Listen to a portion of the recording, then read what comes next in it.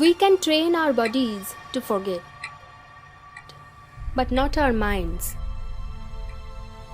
And one thing living in reality teaches you is that your past, your secrets follow you always, no matter you like it or not. There are things for all of us that even all the time in the world wouldn't be able to erase. It's not the number of years we live that matters. Our lives just add up to a series of moments. We never know when or where they'll happen, but they stick with us, marking our souls forever.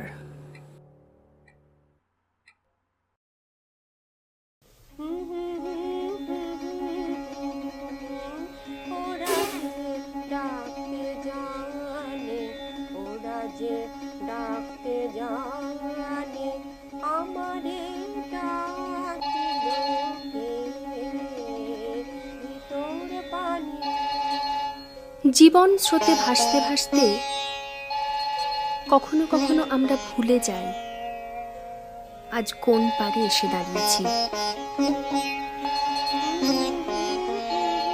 বৌদি, আপনার phone বাজতেছে। হ্যাঁ, যাই। মুখ ফিরে দেখতে গেলে নজরে পড়ে কিছু আবছা মেঘে ঢাকা স্মৃতিজাল।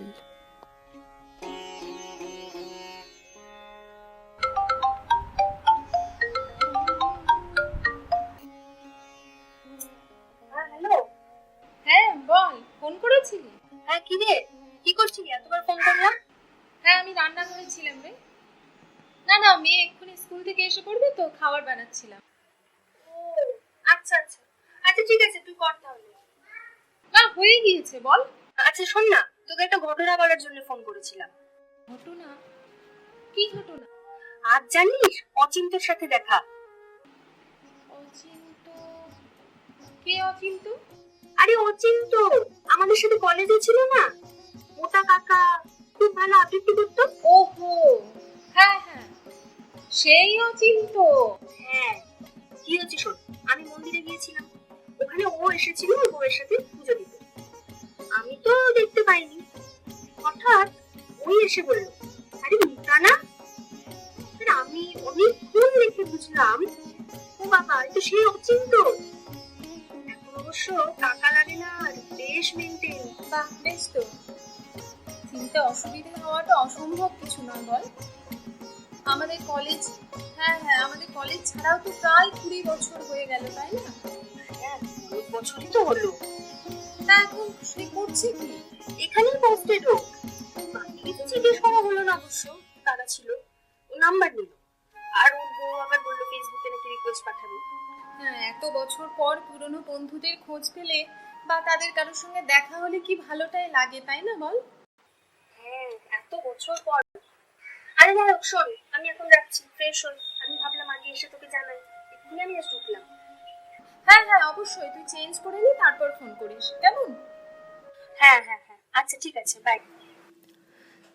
মিতার কথা প্রণতির মনে যেন সময়ের স্রোতে বয়ে যাওয়া স্মৃতির জোয়ার তুলল। পুরনো বহু ঘটনা, চেহারা ফ্ল্যাশব্যাকের মতো সামনে আসতে থাকলো।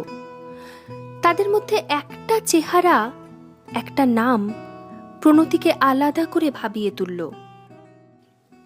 শুভঙ্কর। লম্বা, কালো আর অদ্ভুতভাবে মানুষের মন জয় করার ক্ষমতা ছিল শুভঙ্করের। খুব ভালো গান গাইতো, রবীন্দ্রসঙ্গীত। 20 বছরে নানান নবীন স্মৃতির ভার চাপে শুভঙ্করের চেহারা প্রণতি ঠিক মিলিয়ে উঠতে পারছে না, কিন্তু তার আওয়াজ যেন এখনো কানে বাজে।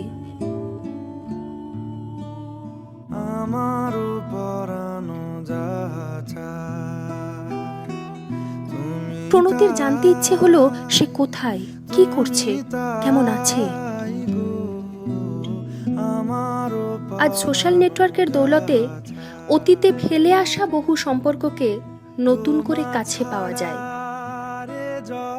ল্যাপটপের সামনে প্রণতি স্তব্ধ হয়ে কিছুক্ষণ তাকিয়ে থাকলো।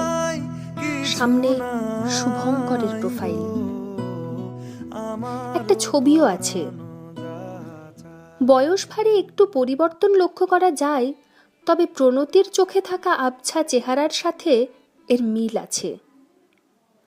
প্রোফাইলটা দেখে প্রণতি বুঝল প্রায় বছরখানেক শুভঙ্করের সেখানে তেমন কোনো আগমন নেই। কন্ট্যাক্ট ইনফোতে শুধু একটা নাম্বার।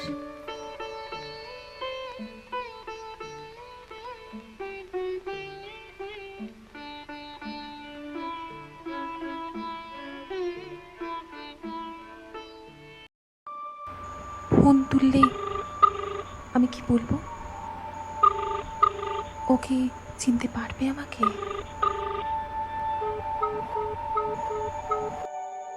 এত বছর পর কেনই বা ভাবছি ওর কথা।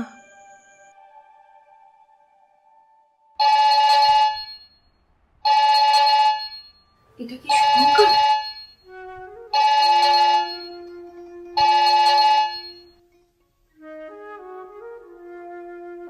হ্যালো, কে?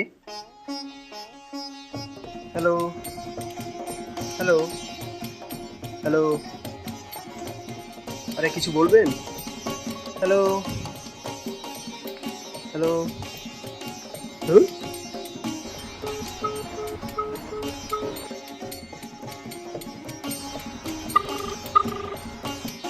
হ্যালো হ্যালো, শুভঙ্কর মুখার্জিকে পাওয়া যাবে?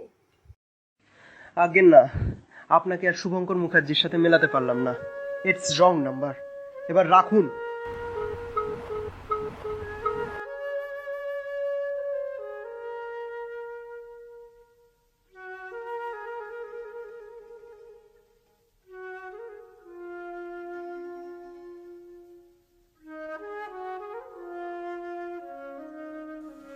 সময়ের স্রোত তোলে কষ্টের পাল,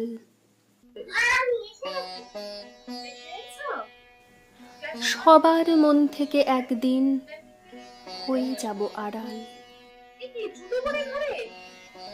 হারিয়ে যাব হয়তো দূর অজানার তীরে, যেখান থেকে কেউ কখনো আসে না আর ফিরে।